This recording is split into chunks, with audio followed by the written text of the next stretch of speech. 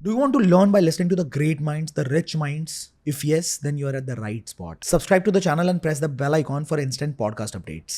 See you.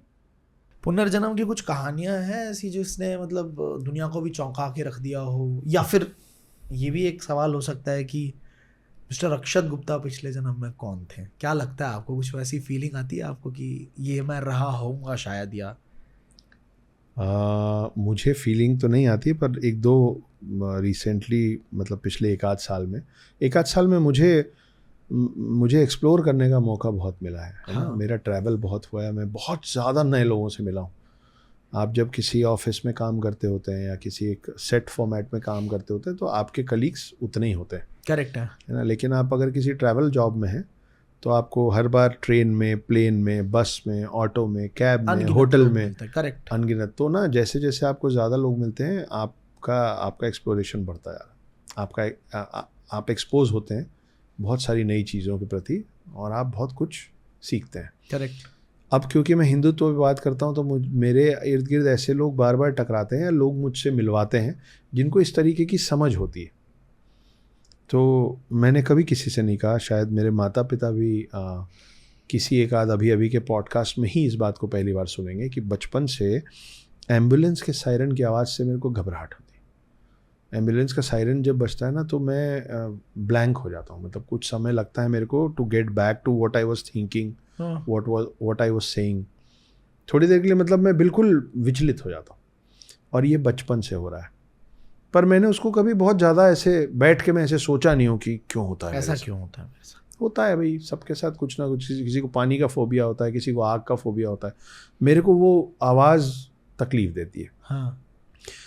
लेकिन siren की आवाज़ तकलीफ देती है मैं नहीं बोल रहा हूँ। मुझे पुलिस सायरन की आवाज़ तकलीफ नहीं देती, एम्बुलेंस की। मुझे फायर ब्रिगेड मुझे स्पेसिफिकली एम्बुलेंस वाली आवाज़, मतलब मैं अभी बोल रहा हूँ ना तो मेरे दिमाग में एम्बुलेंस के अंदर की चीज़ें दिख रही हैं मुझको, है ना।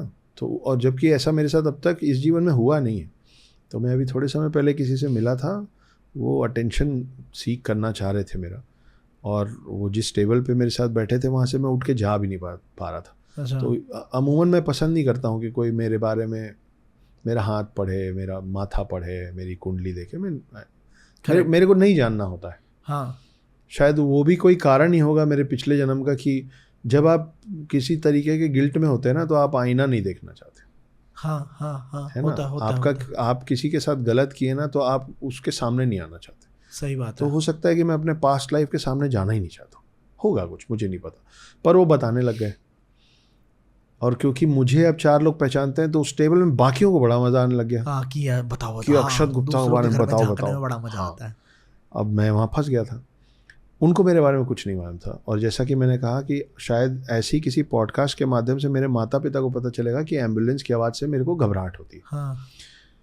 बिना कुछ जाने वो शख्स और भी चीज़ें बोले, लेकिन उसमें एक चीज़ जो ठहर गई मेरे पास, उन्होंने बोला कि आपके कई जन्म हो चुके हैं, उसमें से एक जन्म में आपको अस्पताल ले जा रहे थे, घर से अस्पताल के रास्ते में आपका देहांत हो गया था, और उसको नहीं मालूम है कि मेरे को एम्बुलेंस की आवाज़ से परेशानी है। तो ये बड़ा मेरे लिए चौंकाने वाला। तो जब उन्होंने बोला तो मैं फिर से एक बार सोचा कि यार बचपन से इस बात से तो तकलीफ होती है। तो वो उस घर से अस्पताल के रास्ते में मैं मरा था।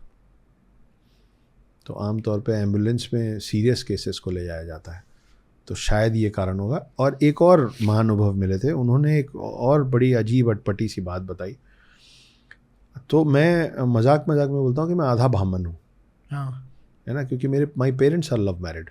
ओके। तो मेरे डैड तो गुप्ता हैं क्योंकि मैं हूँ, इसीलिए मैं, मतलब क्योंकि मैं हूँ इसलिए डैड गुप्ता नहीं है, क्योंकि डैड गुप्ता है इसलिए मैं गुप्ता हूँ। और मेरी माँ से उनका लव मैरिज है, तो मेरी माँ उच्च कोटि ब्राह्मण है, ओके। है ना, शर्मा है। ये जो दूसरे महानुभाव थे इनको भी कुछ नहीं मालूम था। ये मालूम था कि इसका सरनेम गुप्ता है, ठीक है। लेकिन उनको ये नहीं मालूम था कि माता पिता का बैकग्राउंड क्या है इनके। ठीक है।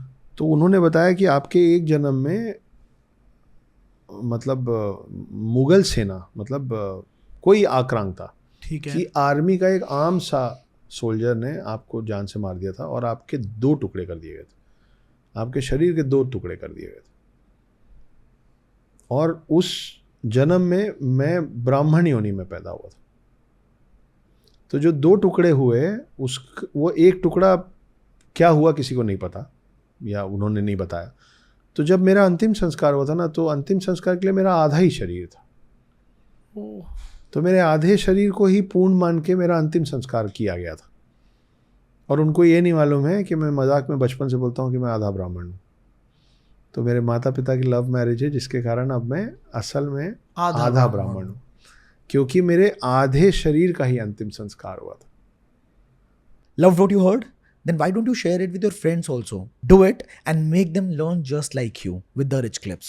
Subscribe to this channel and press the bell icon for instant podcast updates.